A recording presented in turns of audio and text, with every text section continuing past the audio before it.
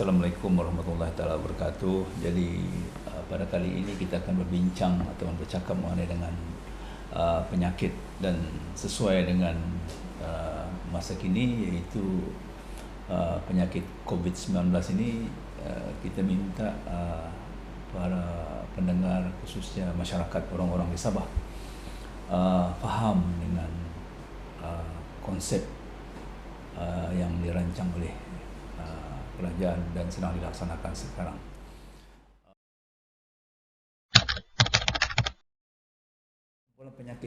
Penyakit berjangkit ni artinya penyakit itu kalau seseorang itu kena, dia boleh diberi ataupun dijangkitkan kepada orang lain, sama ada secara terus ataupun melalui agensi yang lain yang kita panggil vektor ataupun binatang-binatang. Contohnya penyakit malaria boleh berjangkit melalui nyamuk Anopheles. Penyakit denggi boleh dijangkitkan melalui nyamuk Aedes. Jadi ini penyakit berjangkit yang menggunakan vektor. Dan ada juga penyakit berjangkit yang terus, contohnya seperti batuk kering ataupun TB, melalui jangkitan bila kita mendapat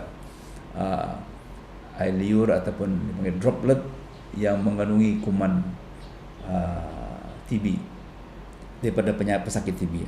Begitu juga dengan COVID-19 boleh dijangkitkan melalui cairan ataupun droplet daripada pernafasan yang disedut. Jadi ini semua adalah cara-cara bagaimana penyakit itu berjangkit.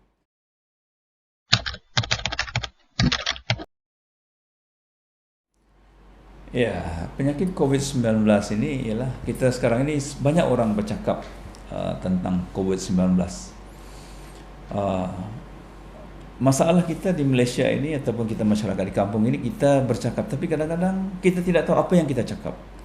Jadi COVID-19 ini adalah penyakit daripada yang disebabkan oleh virus. Nama virus ini adalah virus corona. Coronavirus, kumpulan dia, virusnya ada banyak macam-macam. Ada rotavirus, ada dengue virus, ada pox virus, macam-macam jenis virus. Dia macam jenis virusnya macam ikan juga. Ada ikan merah, ada ikan gelama, ikan siakap. Jadi virus pun sama juga, berbagai-bagai jenis. Jadi untuk coronavirus ini, untuk COVID-19 ini berasal daripada C itu sebenarnya ringkasan daripada CO itu corona. VI itu daripada virus, D itu disease. Jadi mana COVID, COVID, Corona Virus Disease.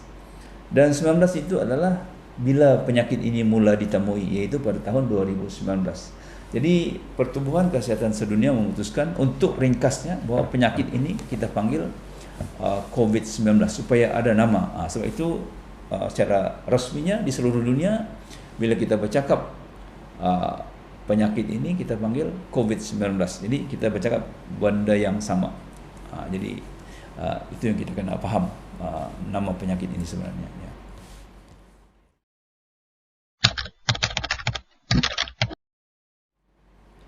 Ya, kita boleh dapat COVID-19 ini melalui sedutan udara ataupun bahan-bahan yang mengandungi virus daripada orang yang ada penyakit. Contohnya, kalau kita berdekat dengan orang yang ada virus COVID, cairan yang dikeluarkan sama ada melalui batuk, bersin ataupun air hidung yang ada di tangan, kita menyedut udara ataupun cairan daripada orang yang ada penyakit COVID-19 ini masuk ke rongga pernafasan kita, ataupun kita bersalaman ataupun kita berpegangan dan tangan kita dicemari oleh virus ini, virus COVID-19 ini, dan kita menyapu ke mulut, ke rongga hidung, dan kita menyedut virus yang ada di tangan ataupun di udara itu dan masuk ke rongga pernafasan kita. Dia akan membiak di situ. Itu caranya kita dapat. Jadi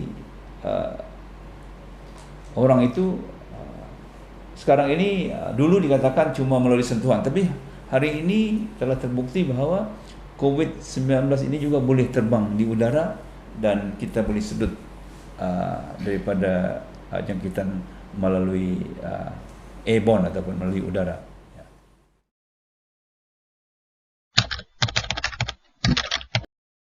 Ya, gejala-gejala penyakit COVID-19 ini iaitu bila kita menerima COVID masuk ke rongga pernafasan kita, permulaannya virus itu akan membiak di rongga pernafasan dan juga di kawasan kerongkong. Mungkin tanda-tanda itu timbul setelah 1 hari, 2 hari atau 3 hari, ataupun selewat-lewatnya ikut yang lalu adalah dalam masa 14 hari.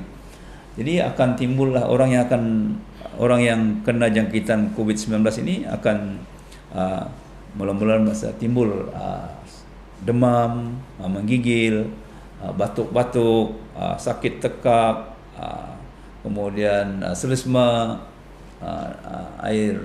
hidung berair, kemudian hilang kering tekak ataupun sakit tekak, dan hilang rasa deria, bau dan juga rasa.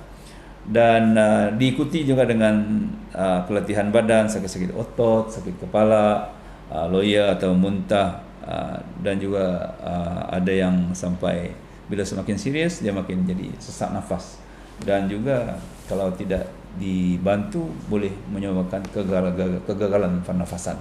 Jadi ini tanda-tanda. Jadi siapa-siapa yang ada tanda-tanda ini masa sekarang ini, sama ada dia sudah pernah berjumpa dengan orang yang sakit atau tidak, sesiapa yang ada mempunyai tanda-tanda, kombinasi tanda-tanda ini wajib menerima rawatan ke hospital dan diuji untuk COVID-19, sama ada melalui ujian yang dipanggil RTK ataupun PCR, bergantung kepada kemudahan yang ada.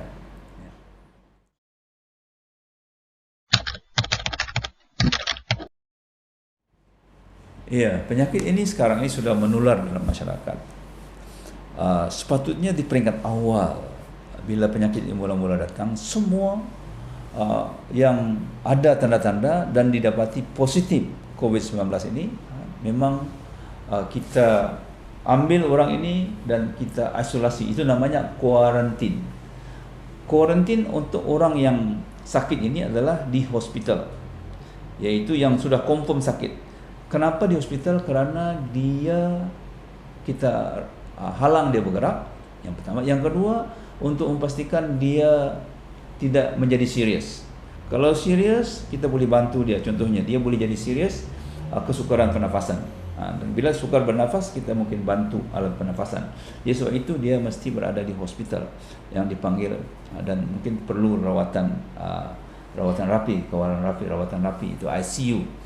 Dan bagi mereka yang kontak, kita juga asingkan. Itu namanya di quarantine. Maknanya contohnya satu rumah itu ada 5 orang dan 1 orang sakit.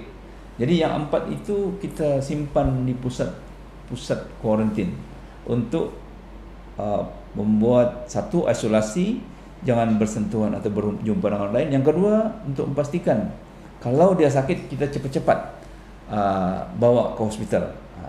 Dan mereka ini dibuat ujian sama ada dia positif atau negatif. Jadi kalau dia positif, kerana mereka adalah kontak yang terdekat, kalau dia positif, cepat-cepat dibawa masuk ke hospital. Jadi ini adalah cara kita untuk menghalang. Jadi yang penting juga ialah bahawa pada hari ini bagaimana kita mau menghalang masyarakat kita jangan kena ini. So itu sekarang ini di samping kita yang sudah dibagi tahu, kita ada PKP sekarang ini, ada PKPD, maknanya kita sudah dihalang daripada bebas bergerak untuk mengelakkan kita jangan ada kontak di antara satu dengan lain. Itu yang pertama. Yang kedua, kita sudah diarah untuk membuat kawalan peribadi sendiri, mesti memakai pelitup muka, cuci tangan selalu, lepas berjumpa orang, balik ke rumah, buka baju, bersihkan diri, baru berjumpa dengan keluarga. Itu sebagai cara hidup baru, new norms untuk kita. Jadi Jadi ini tengah kita buat, dan pada hari ini juga kerajaan dan juga negara-negara lain juga sudah buat, yaitu kita memastikan bahawa masyarakat ini, setiap kita ini ada immunity kepada penyakit ini. Kita sama ada dia dapat secara normal ataupun secara natural, ataupun kita memberikan vaksin. Jadi ini yang orang kena faham.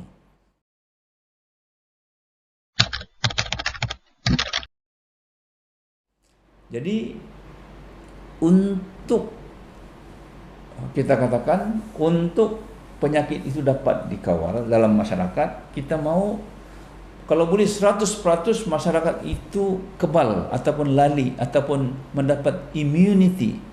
Artinya immunity itu bila virus kita dapat, walaupun kita bersentuhan ataupun dapat virus itu, tapi badan kita sudah imun, maknanya sudah melawan penyakit tersebut. Jadi walaupun kita dapat virus COVID-19, tapi badan kita dia tidak menyebabkan kita sakit. Jadi bagaimanakah cara ini? Ini yang dipanggil kita gunakan immunity. Untuk dapat immunity ini kita kena ada beberapa proses dia. Immunity ini adalah dalam perkataan lain bahasa Melayunya lali. Jadi artinya lali itu kalau sudah dapat pun badan kita tidak kisah sudah. Dia tidak, kita dapat, kita tidak sakit. Sama ada badan kita sudah adjust ataupun badan kita melawan penyakit itu kalau kita dapat di badan. Dan kalau virus itu masuk ke badan kita, dia tidak menyebabkan penyakit kepada kita. Dia ada tapi kita tidak sakit. Itu yang kita maksudkan dengan immunity. Jadi bagaimanakah immunity ini dibentuk? Jadi ada beberapa perkataan yang saya minta masyarakat kena faham. Yang pertama sekali, immunity ini, daya tahan badan itu dalam masyarakat dikatakan mengikut standard WHO ialah kalau 50% penduduk 50 sehingga 100%, minimal 50% penduduk di suatu kampung, satu daerah, satu negeri atau negara itu, jadi artinya penurunan penyakit itu dapat dikawal, maknanya virus itu dapat dikawal, jadi dia tidak lagi membahaya. Tapi negara kita mensasarkan untuk 70% daripada penduduk itu diberikan immunity atau mendapat immunity. Immunity ini dirangsang melalui pemberian vaksin. Mungkin ada yang bertanya, apa pula itu vaksin? Vaksin ini ialah komponen ataupun bahan daripada virus COVID-19 yang telah pun bagaimana COVID-19 ini ada, kita ambil COVID-19 ini daripada orang sakit, makmal lah kita buat, makmal syarikat-syarikat yang membuat vaksin ini. Yang kita ada sekarang, kita ada vaksin jenis Pfizer, jenis Sinovac. Ini yang ada di Sabah. Kemudian ada juga AstraZeneca. Jadi syarikat-syarikat ini menghasilkan vaksin, iaitu sebenarnya adalah bahan-bahan daripada virus COVID-19. Sama ada komponen daripada COVID-19 ataupun COVID-19 yang telah dimatikan. Jadi vaksin itu adalah sebenarnya kuman ataupun virus COVID-19, itu vaksin. Jadi COVID-19 ini mengikut sudah diproses dan dijadikan namanya vaksin. Vaksin ini kita bagi injection kepada otot, dalam otot kita, dalam badan kita, dan badan kita akan menerima virus COVID-19 ini. Tapi vaksin ini bila kita terima, dia tidak menyebabkan kita sakit. Dia tidak menyebabkan kita sakit seperti kita kena virus COVID-19 daripada orang yang sakit. Kalau kita pun dapat, bila kita dapat suntikan COVID-19 daripada vaksin ini, cuma kita mungkin bergantung kepada orang. Ada yang dapat sakit masa lepas suntikan, ada juga orang yang jadi lemas-lemas badan, ada orang demam, ada orang uh, pening dan sebagainya. Tapi dia tidak menyebabkan penyakit COVID-19 yang serius. Jadi kerana badan kita telah pun dirangsang untuk menghasilkan antibodi ataupun melawan penyakit itu. Tujuannya ialah supaya badan kita membuat antibodi ataupun bahan untuk melawan kalau kita dapat virus daripada luar. Jadi kalau sudah semua dibagi vaksin, jadi artinya kita sudah dapat perlindungan.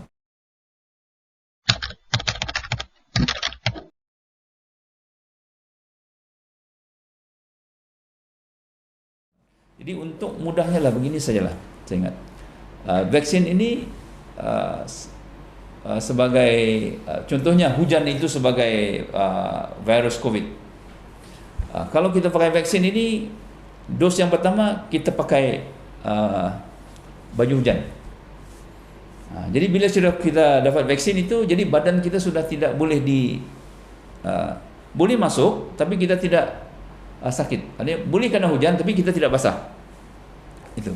Okey. Kemudian kita ambil lagi dos yang kedua, kita pakai payung. Misalnya. Jadi artinya yang pertama kita pakai jaket hujan, yang kedua kita pakai payung. Jadi walaupun ada hujan datang, kita tidak basah di dalam. Jadi inilah maksud vaksin atau pemberian vaksin COVID-19 ini. Banyak orang takut, banyak orang cerita-cerita negatif, tapi sebenarnya saya bagi nasihatkanlah kepada semua rakyat Malaysia, khususnya orang Sabah ini. Sebenarnya itu cerita-cerita. Kita sudah buktikan bahawa dan negara-negara maju di Eropah sekarang ini mereka sudah bebas bergerak kerana setelah mereka menerima vaksin mereka tidak dapat lagi jangkitan. Jadi kita baru mau mula ni. Jadi kalau semua rakyat Malaysia dapat vaksin, baru kita macam di Itali, di Hungary, di negara-negara Eropah sudah boleh tengok bola ramai-ramai, boleh ke kedai ramai-ramai tanpa memakai pelitup muka. Jadi artinya mereka sudah terlindung. Jadi inilah tujuan kita sebenarnya. Jadi saya minta rakyat di Malaysia faham, khususnya di Sabah ini faham, kita kena menerima untuk vaksin ini. Jadi bagaimana untuk mengambil vaksin, di mana? Jadi kita sudah aturkan. Sekarang ini kita ada daftar melalui MySejahtera. Jadi kepada siapa-siapa yang tidak pandai mendaftar, minta bantu anak-anak, minta bantu saudara mara, siapa yang pandai, daftarkan. Dan juga hari ini kita sudah ada juga pendaftaran secara sukarela, maknanya ada yang membantu. Ataupun kita sudah ada juga melalui walk-in kepada pusat-pusat vaksinasi ini. Jadi inilah tujuannya supaya kita kebal. Jadi konsep tadi itu kita kena faham, iaitu seperti melalui vaksin ini memakai baju jaket hujan dan tambah lagi payung.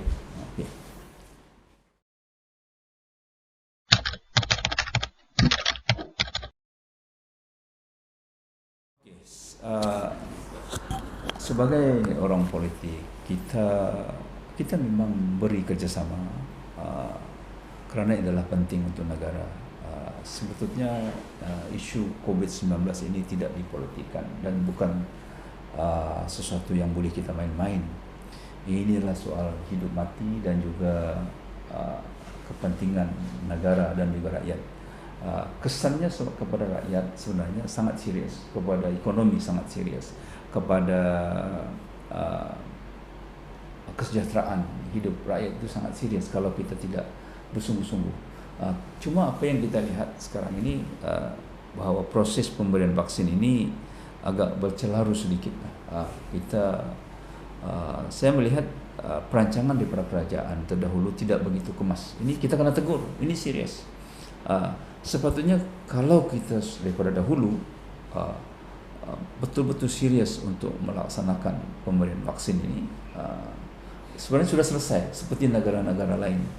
Mungkin ada isu pembelian ataupun kita kena queue, tapi saya isu itu tidak bukan jadi isu. Kerana saya dapat tahu bahawa contohnya Sinovac daripada China, penjual itu ada datang ke negeri Sabah. CEO yang agent daripada Sinovac itu, ada kuota-kuota tertentu yang boleh dibagi kepada Sabah. Kalau dahulu pembelian vaksin itu kita beri kepada negeri. Saya ingat Sabah ini sudah selesai awal dan duit dibagi kepada negeri Sabah. Kita mempunyai pengalaman masa dahulu, iaitu bila mula-mula COVID-19 ini datang ke Sabah pada tahun 2000, awal tahun 2020, di mana kes-kes banyak, dan untuk membuat ujian kepada masyarakat itu kita terpaksa minta menunggu alat ujian daripada Kementerian Kesihatan di Kuala Lumpur, dan alat ini tidak cukup, dan kerajaan negeri pada masa itu membuat keputusan untuk membeli terus daripada Singapura dan diminta sumbangan daripada negara China, dan kita dapat, dan kita telah membuat ujian. Jadi artinya kita tidak perlu tunggu daripada Kementerian Kesihatan. Jadi negeri Sabah boleh buat sendiri. Begitu juga dengan vaksin ini. Sekarang ini kita terpaksa tunggu daripada Kementerian Teknik Sains dan Inovasi daripada Kuala Lumpur untuk mendapatkan vaksin. Dan saya dipahamkan pada hari ini vaksin ini sudah habis, tidak ada stok, dan kita kena tunggu bulan Julai baru ada stok. Jadi ini sesuatu yang sukar diterima, dan ini melambatkan dan menyusahkan rakyat, dan mengurangkan keyakinan kepada cara kita mengendalikan. Dan kalau kita lihat juga bahawa pemberian vaksin ini pada mulanya terlalu banyak birokrasi. Saya pun tidak faham, sepatutnya pemberian vaksin ini daripada awal telah dirancang sedemikian rupa, kenapa tidak diberi kepada hospital kerajaan, hospital besar, kemudian diturunkan kepada hospital daerah, kemudian diturunkan kepada klinik pusat kesihatan dan juga klinik desa. Kerana semua ini sudah ada kemudahan untuk memberi vaksin. Kerana selama ini pun inilah juga rangkaian pemberian vaksin. Contohnya vaksin DPT, vaksin polio, vaksin BCG. Tetapi kenapa pemberian vaksin COVID-19 ini terlalu begitu banyak birokrasi, dan cuma dibuka di pusat-pusat tertentu sahaja, bukan di hospital. Ya, kita memang tahu barangkali terlalu ramai orang akan berpusu-pusu, tapi kita buat sistem, ada sistemnya. Kalau isu kepakaran memberi suntikan, saya ingat tidak ada isu.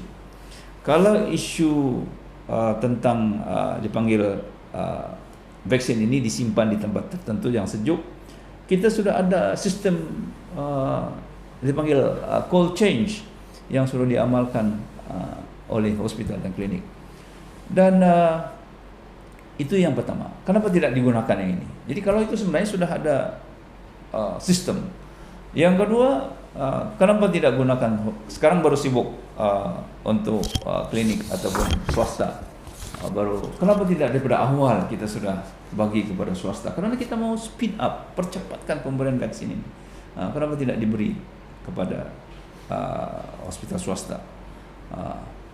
Kemudian kita boleh minta bantuan daripada agensi-agensi yang memang sudah faham kerja ini. Contohnya Persatuan Bulan Sabit, sudah ada kepakaran. Persatuan Doktor-Doktor Malaysia, MMA, sudah ada. Kemudian Persatuan Red Cross ataupun persatuan-persatuan yang ada kaitan dengan perubatan yang boleh membantu mempercepatkan proses ini. Dan kita heran ini tidak digunakan. Dan kemudian untuk mempercepat proses, kita ada kumpulan berkelompok. Contohnya kita frontliner. Saya dapat tahu sekarang masih ramai frontliner tidak diberi suntikan. Kalau contohnya askar, kita buat askar, sudah ada hospital, senang saja bagi suntikan askar ini. Kita ada batalion, kita ada camp-camp askar, kita atur di sana.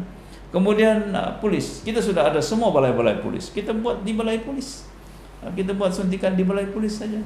Kemudian bagi petugas-petugas ataupun university college, Uh, Sampai sekarang kita belum buka college university. Ini amat membosankan pelajar, merugikan kita. Sepatutnya kenapa tidak? Kan pelajar itu berkumpul di hostel, di asrama, di universiti. Kita bagi melaksanakan mengikut universiti. Begitu juga dengan universiti, kita boleh bagi kepada pensyarah, kita boleh bagi kepada pelajar-pelajar. Kemudian di sekolah, kenapa kita tidak buat di sekolah?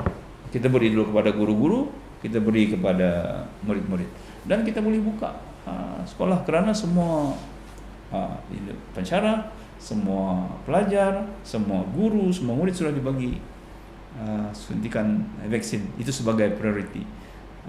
Jadi saya ini kita ada masalah. Ini saya merasa kecewa juga. Rakyat terpaksa ada PKP, arahan yang berubah-ubah. Sudah sejak hujung 2019, sekarang sudah hampir 2 tahun.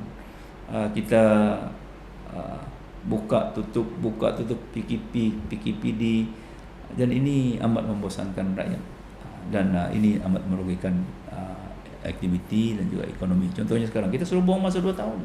Kita tidak boleh travel, kita tidak boleh membuat perniagaan secara penuh, kita tidak boleh buat aktiviti, dan ini yang amat merugikan. Dan dalam masa yang sama, kerajaan terpaksa mengeluarkan duit bantuan makanan, bantuan berbagai-bagai bantuan yang terpaksa dibagi kepada rakyat, dan ini duit kerajaan amatlah membazirkan. Bukannya membazir dari segi bantuan itu, tapi cara pengurusan itu menyebabkan adanya penggunaan wang yang tidak begitu efisien. Jadi ini yang kita rasa kecewa.